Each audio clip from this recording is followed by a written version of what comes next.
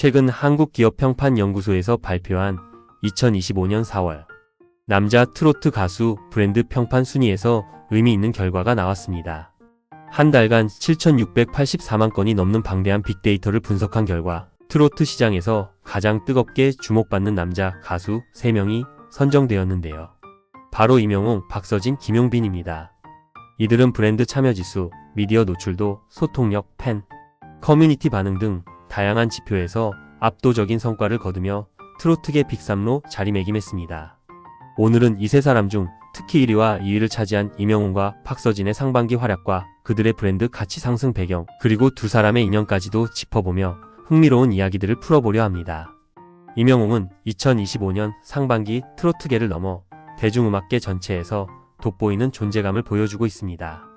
브랜드 평판 총점은 649만 점을 기록했고, 이는 참여지수, 미디어 지수, 소통 지수, 커뮤니티 지수 모든 항목에서 1위를 차지한 결과입니다.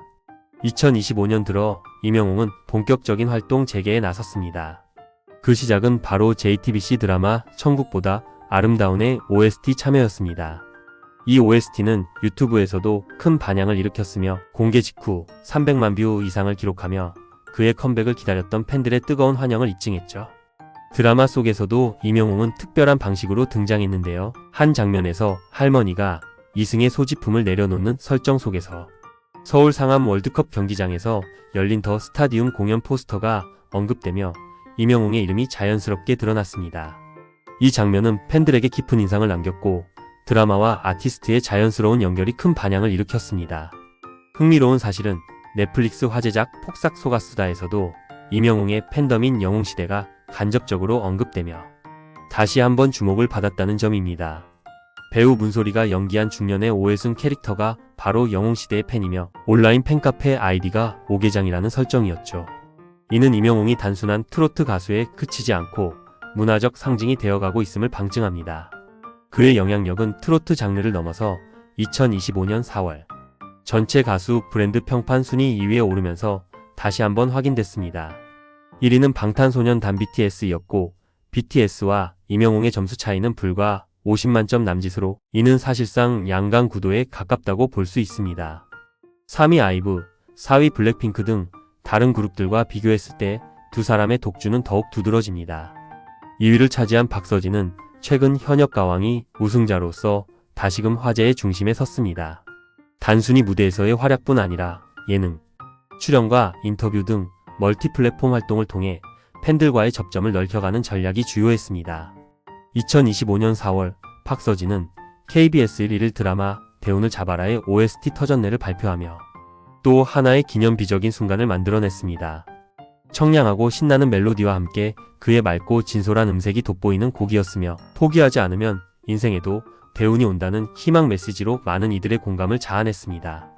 특히 알고 보니 혼수상태와 이진실이라는 유명 작곡가들의 합작으로 더욱 기대를 모았죠. 박서진과 임영웅의 인연은 단순한 동료를 넘어 인생의 길목에서 함께 걸어온 동반자라 해도 과언이 아닙니다.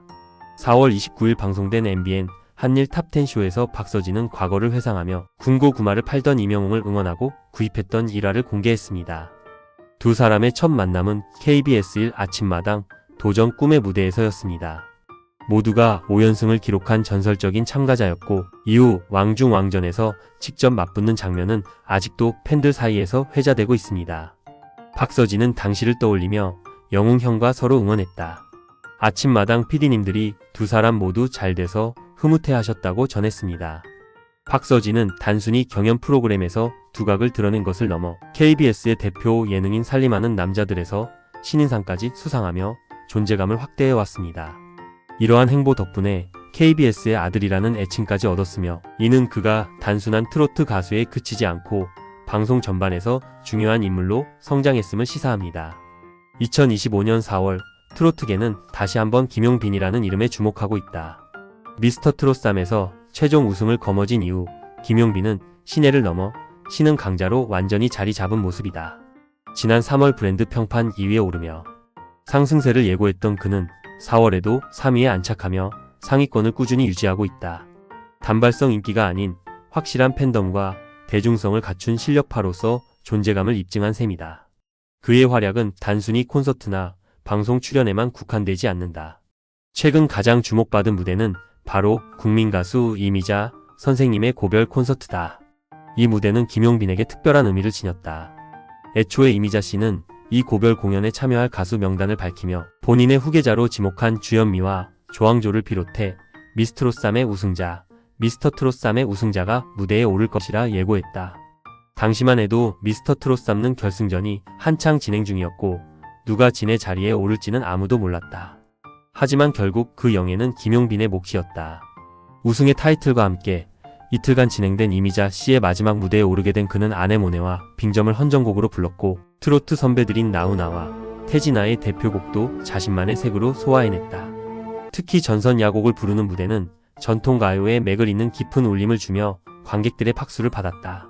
무대 이후 김용빈은 진심 어린 소감을 전해 관객들의 마음을 울렸다.